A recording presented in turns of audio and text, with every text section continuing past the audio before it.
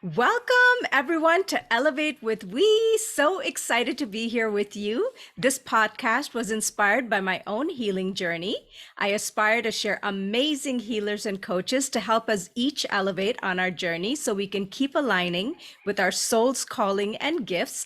I can't wait to introduce my guest today, Miriam. She's incredibly gifted, fun, spontaneous, and sparkly. We've shared many spaces and laughs in Clubhouse, and I can't wait to learn more about her journey and share that with everyone. So, Miriam is a life specialist. She has studied a huge amount of modalities along her journey. Miriam is a loving wife, has two beautiful children. Sam, 27, is her bonus son, and her biological daughter, Tess, and two fur babies. Miriam has served many, many people in her crazy 58 years long, and she mostly loves to have fun, play, and educate her students, combining all modalities as required. Welcome, Miriam. Oh my God, Benita, so good to be here. Thank you for having me. Hello, all the audience and more.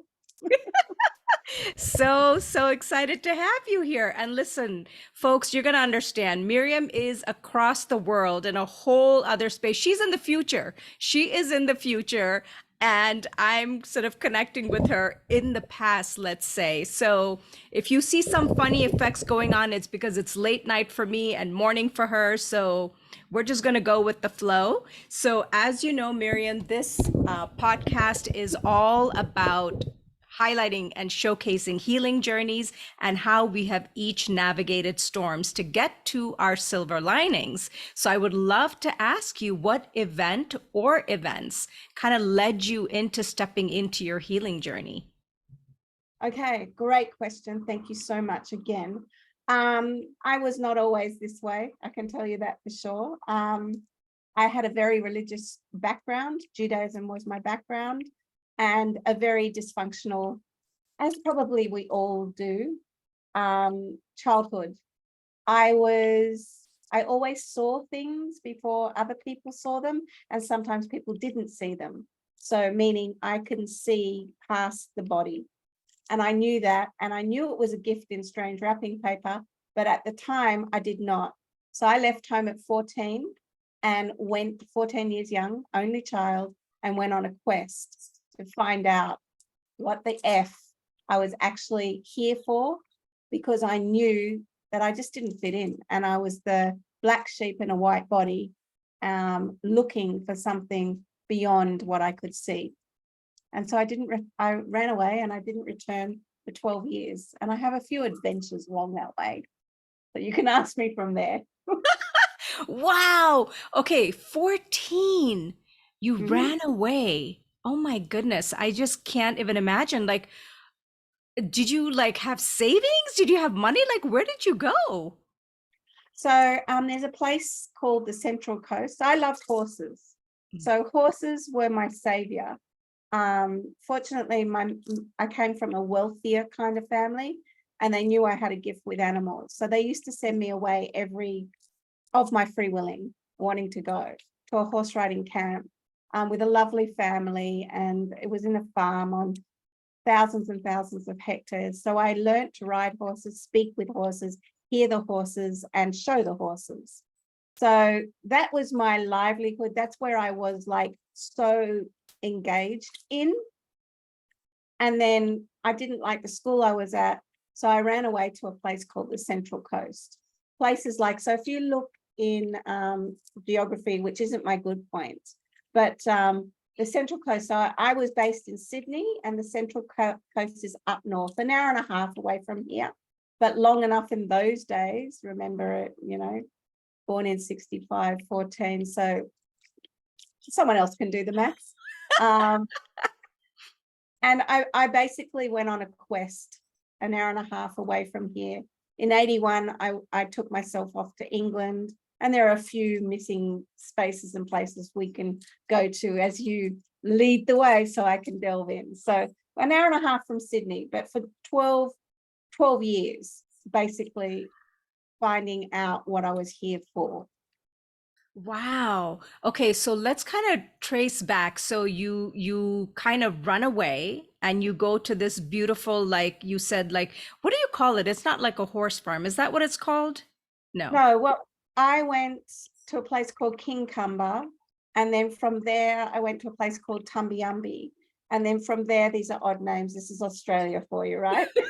And so basically, I knew. So I hung around the Central Coast, but more so, I was a soulpreneur looking for something to make money. I wanted to be educated in a way that I could make money, that I could talk to the animals like Dr. Dolittle, and I didn't think that the human race was worth healing because they were mean to me in my perspective. So I was like, I used to play pool for a living, pool. Um, Yeah. that's how I paid my rent. I got myself 2 or 3 jobs. I faked my actual age back in the day. That was easy to do, so that I could go places, be places, and meet people with a big stutter and thick bottle rim glasses, and that's a whole other another journey.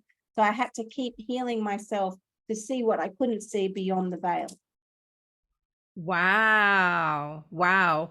Okay, so tell me in terms of, I know it's pretty much like you were super gifted, like right off the bat, right? So, um, I'm assuming since you ran away that, you did mention you were in a very religious family. So a lot of these gifts were probably not safe, not okay to share at all, and definitely no sense of belonging. So it's like, no space to express yourself or kind of check out any of these things.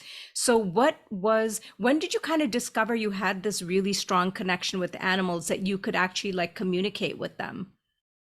Okay, so I was fortunate being an only child. My mum and dad would let me have growing up. My first dog, his name was Tippy, and he was a beagle hound, and I could already Oh, hear him. We had a cat called Tiger, and I could hear her, and I already knew that I could see more than what the dogs were seeing as well. So I could just hear things. But it wasn't just dogs, it was people, it was chatters from what don't appear in the room beyond. Like when I go to hospitals, even to this day, I can hear this kind of like, but then I can make sense of what they're saying, but they're not in this realm. So that was pretty scary for a young girl to have that, because your pineal gland does not close. If it stays open, it develops more from 1 till 7, and mine never closed, thank God. So I believed I ended up working for a chiropractor for horses, and I had these gifts in my hands that I could feel along the spine of the horse where their aches and pains were, and I could talk to the horse, and so that the saddle would fit better, and tell the owner of the horse what was going on for the horse's perspective. And of course, that was pretty freaky back in the day before all of this was out, so to speak, right? yeah. So,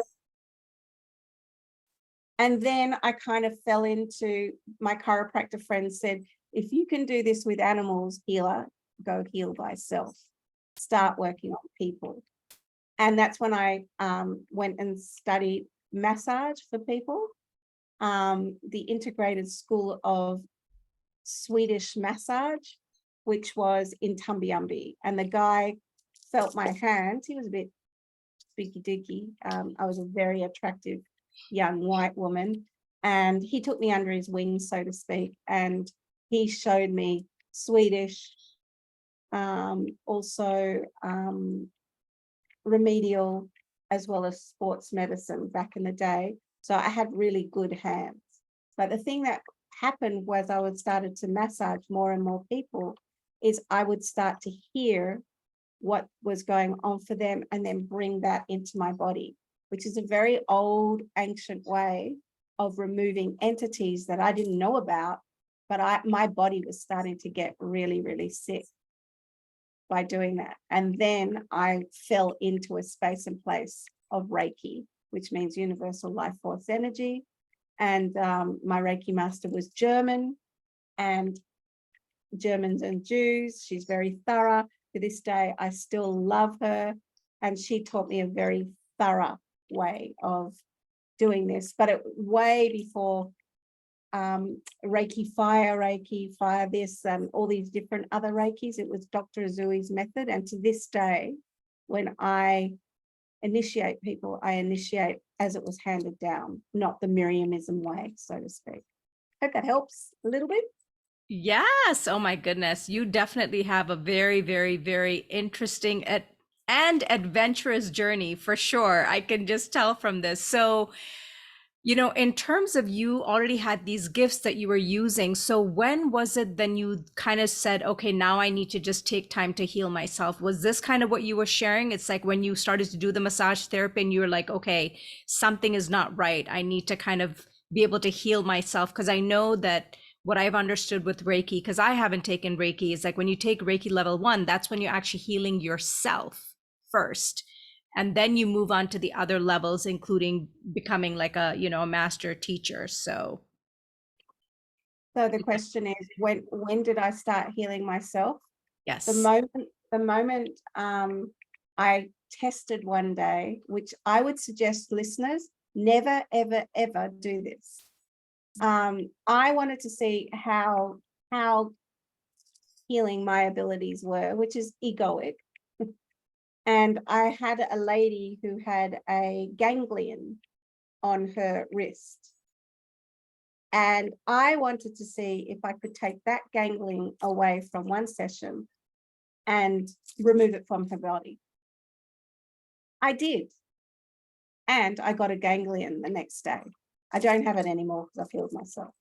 And a ganglion is like a big lump. And in the olden days, I used to get a Bible and hit that with the Bible and it would dissipate. I mean, not very loving, but effective if it worked. So I then knew that I could take what was out of someone else's body and put it in mine. And that was not healthy. So then I had to learn different modalities along the way.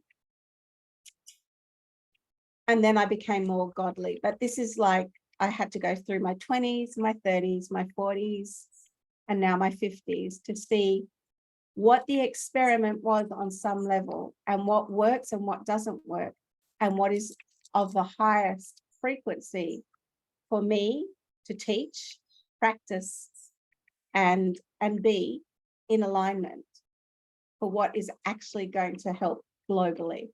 But I didn't learn that straight away. Yes, of course, because we all know that this is why we call it a healing journey, because it's technically never really ever done, right? There's always something.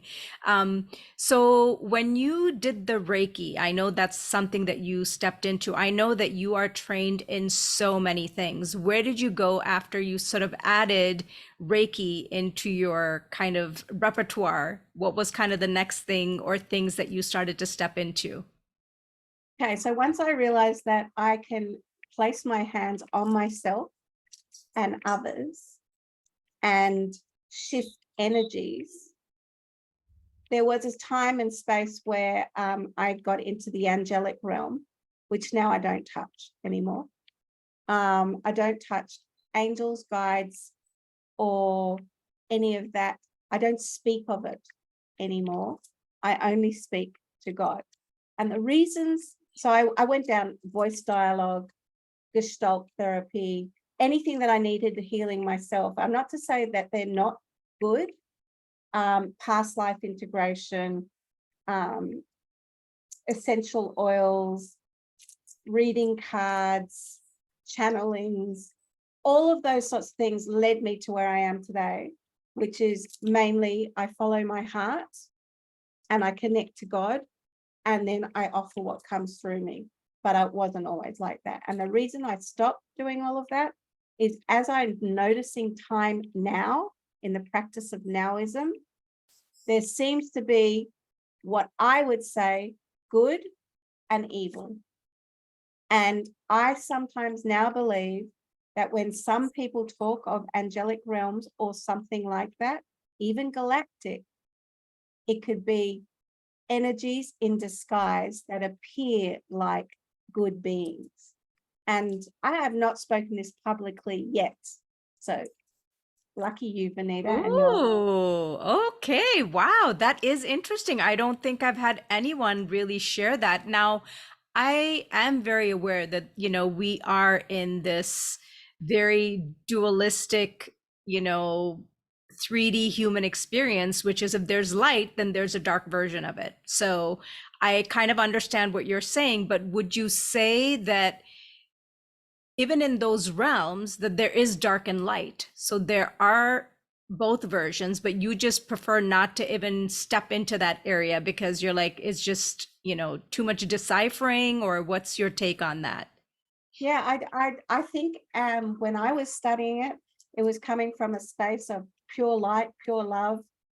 Things were very different 20 to 30 years ago. I know change is the essence of our life. I know that everything gifts come in strange wrapping paper, and that's how you learn. I know all the sayings. I know infinite love and gratitude. It means I love you, you love me, and it's omnipresent. So yes, I'm not dealing, because of what's going on worldly at the moment, and seeing what I'm seeing with the jibby jab and all spaces like that. I am really aware of what is alignment, what feels good for me, what feels good for the earth. And I stay very much now. You won't see me in a lot of clubhouse rooms where we're doing lots of readings unless I feel that if I'm moderating, it has to come from the highest Tao source energy for me to deliver what I feel is going to help rather than hindrance. What is the most effective for people? It's not effective for you to know what's going to happen tomorrow, because none of us know. What is effective is the nowism, and where is it in your body? What can we do to shift that? Let us pray together. I sound like I'm bloody, some godly priestess, high energy sort of like, but it's so clear to me now. Yeah. Because of the duality of life. I've gone back to where my roots were, not even wanting to, but that's what God is showing me, right? So it's like, this is my message is, be careful what you source outside of yourself, because truly the answers come within you and your connection to source. That's it. Seek outside, you don't know what you're going to attract. Wow. And people become addicted to that, which puts Yeah. you off track to what you're really supposed to be doing right now. So that's so interesting, right, Miriam? Because you have explored like literally like probably 15 to 20 different types of modalities and training and all of these things, right, that you have done over the past, like you said, like 58 years. I'm like, how old is this lady? What is she saying 50 years? Did you start when you were like 1 year old? I do feel at 2 years old, I started seeing auras, and I was scared and I couldn't talk. Wow. So there's a light and dark to everything that is a gift. Yeah. How may I effectively use that to help humanity and not hinder? Wow. So, given that there's so many different things, so many different modalities, I could take this in many different directions, but I'm going to ask you kind of more, if you're comfortable, kind of what is your viewpoint these days? Because you just kind of touched like you're feeling and sensing things in our universe right now. So let's talk about that. Like, what are you feeling and sensing in terms of like the now moment? Interesting question. And I ask the godly source energy to only come through me in all shapes and forms for the best for Vanita, her listeners, and my listeners here, past, present. So I do believe that there are higher sources. We're going back to Babylonic times on some level, where there is good and evil. And evil at the present time, unfortunately, breaks my heart, is winning. So the more that we actually go, I really sound like, oh my God, Debbie Downer, negative, blah, blah, blah, blah. But I'm not that, because I know there's a silver lining for everything. But I can honestly say this is the most potent time now. I have 6 deaths in the last 2 weeks from people who have been poisoned by following a regime or system that may have been developed 20, 30, 40 years ago, and they're all dying now, and they were perfectly healthy before anything was injected into them. My family, I'm watching my family die weekly. Oh, massive heart attack. They were fine 2 weeks prior to that. So I believe on some level, someone from higher sources, probably not God, is trying to eliminate on some level, with all the AIs, with all of this, we're starting to try and get rid of the human race. And there needs to be some really honest, loving people who are going directly to source to spread out more love, more light, more grace, more ease. And we're in dark times to me. I can make them happy by going, oh, infinite love and gratitude. But I can tell you right now what they're doing to the soil, the air, the travel, like everything. You go to Canada, you got to have everything that they say. Look at all the people that are popping off the planet now. All our actors had to be, whatever you call it. They're all dying now. And they were healthy. And how do I know that? Because I've prayed for the answers. Wow. Well, no, I mean, I think these are really important conversations to have because, sometimes, especially in the spiritual community, it's all about like love and light. And the truth is that, we're living in some really interesting times. And I do agree with you that we don't know what the future holds. All we can do is create in the now moment and try to do our own work so that we are aligned in our soul, that slowly as we get more confident that we're relying internally to get the answers versus externally. But I think for a lot of us, like I'm still fairly new, right? It's only been a couple of years, so there is a lot of kind of like building trust and really trusting your inner voice and the messages and things like that. So I know I'm on that journey. So yes, even I will look outside, even to people like you or other people that I trust, that I feel are, very much kind of in that same frequency, to sort of get guidance or learn from, which I think is great. But I do understand what you're saying, that, this is that time where we really do have to focus more on our own connection and really using a lot of discernment, because there is a lot going on. And, I did want to ask you that, yes, I understand what you're sharing in terms of, a lot of people that, let's just say, are popping off, right? Now, do you believe that people have made their soul contracts before they came down here? So they chose those things. Okay. I do believe that it's all written upstairs before we get here. I do believe that. Yeah. I do believe in free will. But most of all right now, as I tap in, and because there's so many things happening in my world, like my beautiful golden ray of sunshine has now departed over to the golden. She's closer, omnipresent. She's closer to me now than she was as she rubs up against my leg. 17 and 4 months I had this baby for. And she has her own viewpoints of the things that are channeling through her. If you really knew me, you would know that I do not journal until 16 days ago, which is how fresh it is. Wow. So, and I write in this book, I write, me, I cannot feel you close to me today. She'll answer, Ray, I'm right here. I'm more present with you now than you've ever seen. I don't have the same eyes. I'm like, okay. And then I can ask her questions, whether you've read Conversations with God, Donald Neil Walsh, or you've read Miguel Riguez, or sorry to fuck up your name, but Don Miguel, you know, the 4 agreements. Yes. Whatever you've read, it's your interpretation for yourself of what's coming through.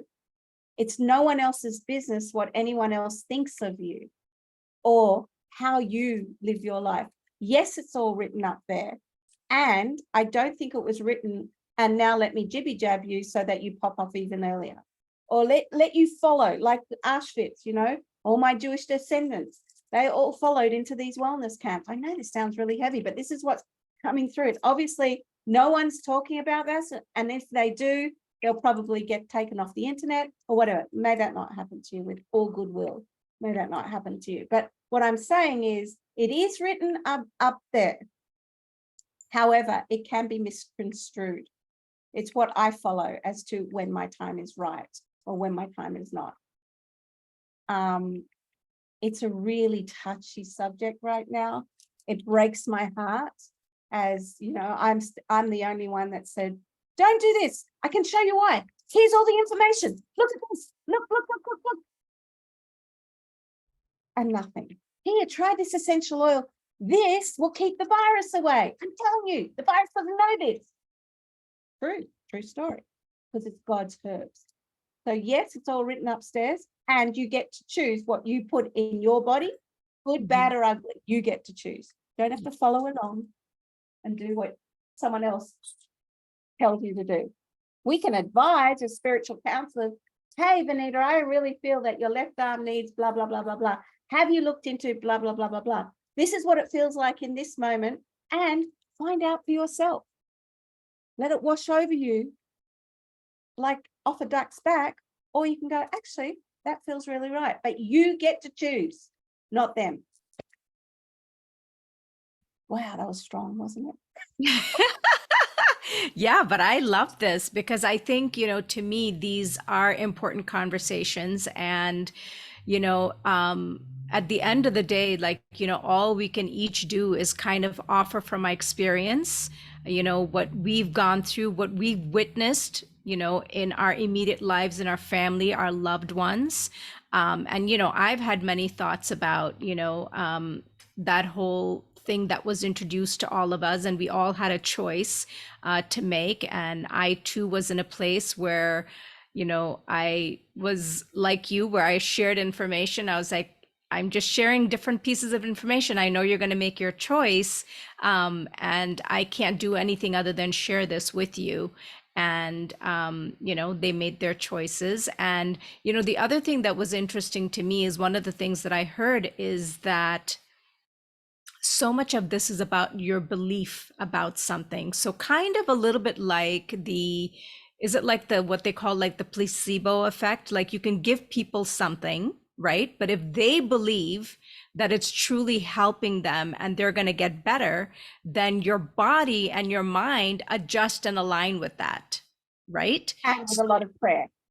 Yes. And so what do you think about that? I mean, maybe there were, you know, circumstances where, you know, again, we don't know all the details, but like, what if some of those people were like, you know, wanting that outcome? So do you feel like there was something overriding that choice? It's a really good question. I can only refer to my mother's conversation that I had yesterday. Auntie Loretta died. She had a massive heart attack. That's a wonderful way to go, wouldn't you think, Miriam? No, Mum, I don't think it's a really wonderful way to go. Does she have any history of a heart attack? No, none. Interesting. Okay. I would love to see you expand your life for as long as you like. You're 80 years young. Beautiful. Yes, well, everyone else is having it, so I need it too. So she believes what she believes, my mum, bless her, right? I do believe that you can reverse anything if you choose it. Yeah. But why choose something that there's no research on in the first place? Why believe something that is not absolutely true in the first place? That's just me. And I left school at 14. I am not so-called educated. But what I do know as a light worker, as a healer, as someone, I need to be here to keep continuing to bless. It's got nothing. The planet's fine, in my opinion. The people are a little bit, right? The people, because the people are following something that may not be true. Come back to source. You know, your whatever it is, your source is your source. Come back to that and look within. But the answer is yes, you can breathe this out by doing pranayama. You can breathe it out by, you know, connecting to your soul and really, really feeling into what is going on for you. You can pray, you can pray for your loved ones. You can do all of those sorts of things. But if you put toxic chemicals in that are undesigned, redesigned to actually designed to take the planet out, or the people of the planet out, that's just look around. Doom and gloom. No. Some of us did not follow what was supposed to be done. Some of us just went, you know what? My kids made their own decision. Broke my heart. Oh, we just want to travel. Do you? Wait. So, yes, we'll see. My dad's 86. My stepmom's 82. My aunt was 102. She never got anything. So, I don't know. Yeah, Redesign, I understand. fine. Yeah. I totally understand. And I do think, you know, the thing that's also interesting is one of the big things is the fear, right? And I think that is a big part, because the moment people are pushed into that corner, then people don't always make the best choices, right? Because you're operating out of a different space than when you're aligned, right? When you're in fear, you make very different choices than when you are much more in alignment of your choices. So, you know, it's interesting. I mean, I think this time on this planet right now is very interesting. And all I can say is that I tend to stay focused on what I'm here to do, and to do my own healing work, and to spread my light the best that I know how to do. And you know, it's very hard, but I find myself in those places where even like 2 years ago, I would really like want to convince people of certain things. And then I realized that everyone's on their own journey. So all I can do is, if I am asked, I can offer some input. But beyond that, I have to just honor their choices and what they're doing. And like you said, sometimes it's very painful to observe, especially with people that you love that are close to you. But on the other hand, to also understand the same way that I'm kind of respecting my own choices, I have to do the same to them, regardless of what they choose, you know? So, Well, in fact, that's how, if I disagree with you and you disagree with me, that's, you know, Byron Katie's work is there's war within. You know, peaceful thoughts lead to peaceful environments. War thoughts lead to war environments. I mean, you know, that without the dark, there is no light. Without the light, there is no dark. I totally believe in all of that. However, I get to choose. So yes, you know, it's the time of reasoning. It's the Tower of Babel on some level. All the change that's going on is wonderful, and you get to choose. I get to choose, and my God is within me. My God comes from source. It's, you know, it's a personal, yet it's a public experience. The Tao has never been more relevant to me. The power of sound and mantra has never been more relevant to me in my whole life for healing. So along the way, I did learn sound healing. I did learn frequency and vibration. I did learn how to do multi-level marketing, which still to this day pays residual income. I did make friends with money. I am a money magnet sitting on a money magnet tree. I love money. Money loves me. The more I create money, the more forests I can buy, rather than wrapping myself around one tree to save it. Buy the freaking forests. If you want it, If you want to make money, do good things with money. Where you invest your money makes a difference. I will never invest my money in certain things that I don't align to. Medical industries, etc. I will not put my money. I will put my money to soil making and purifying soil so that we can have good nutrients, food. You know, I learned all of that. Like I learned from a war household to create the name of my business is Release to Inner Peace. You've got to let go of something in order to bring something else in. We've got to bring more light to this conversation right now.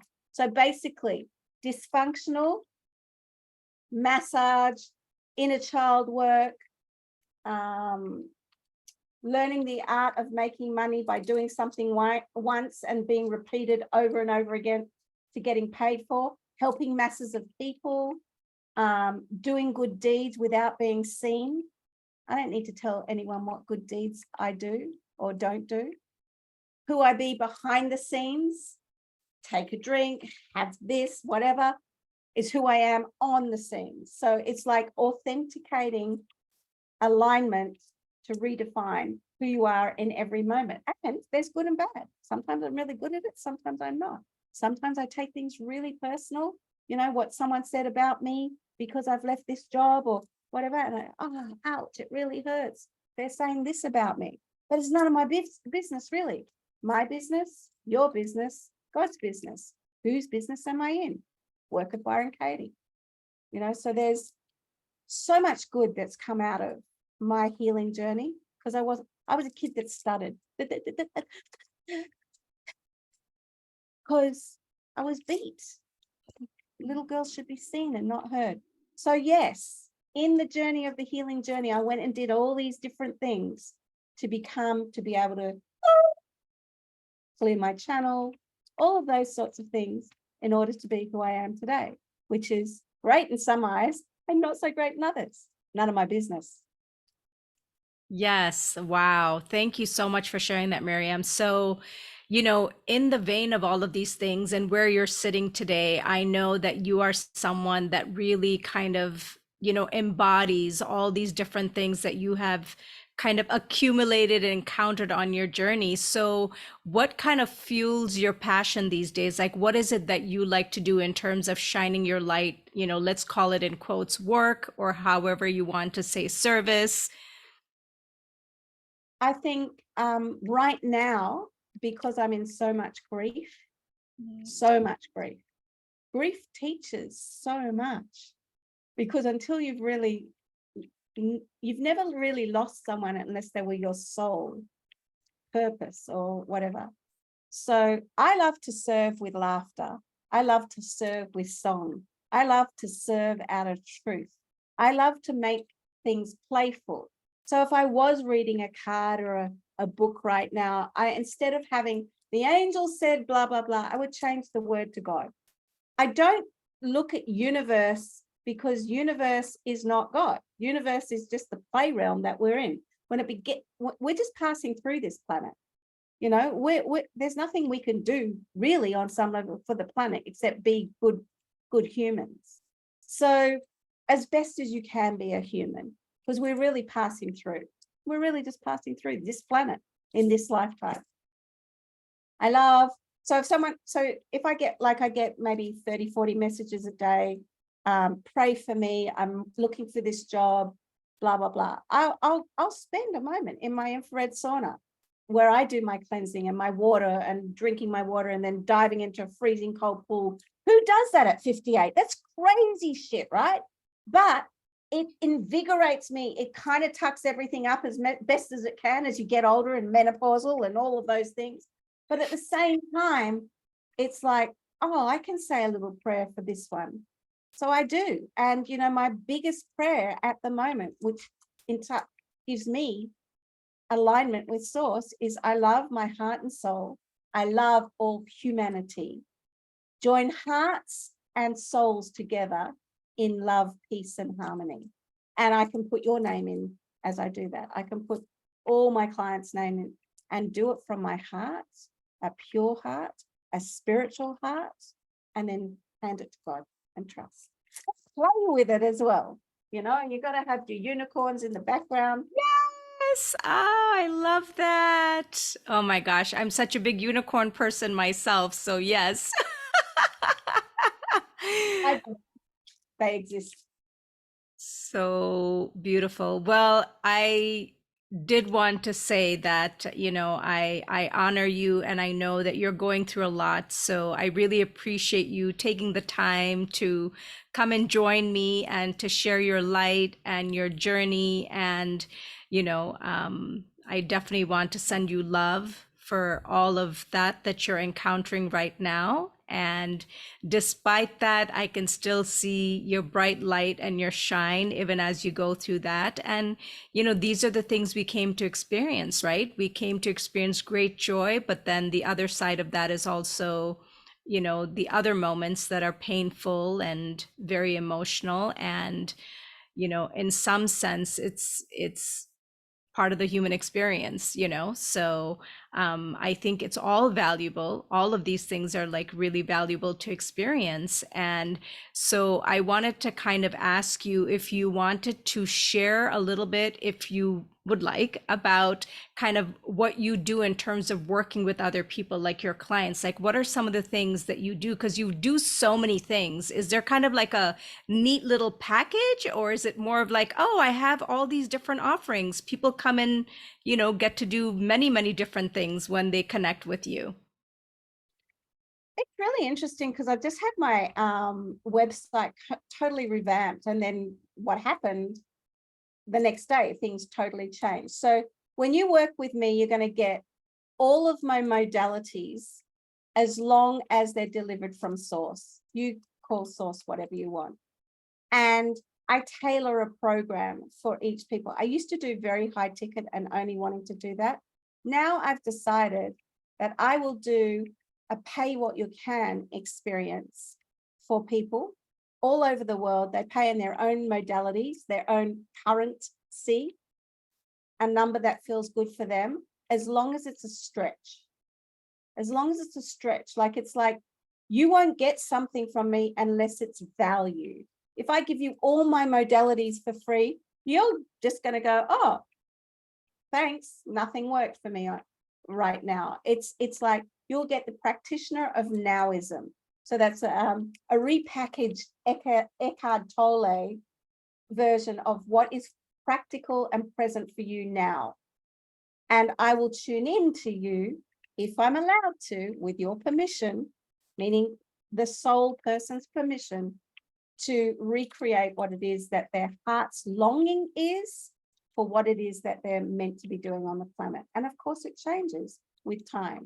So you can work with me one-on-one. You can work with me for one healing session. We will go and map out what your heart's desire is. We will get you embodied. I will get you embodied.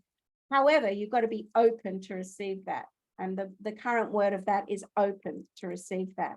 My spirit will go where you are needed to go, most desired to go. And one of the things I love to hold is sacred circle.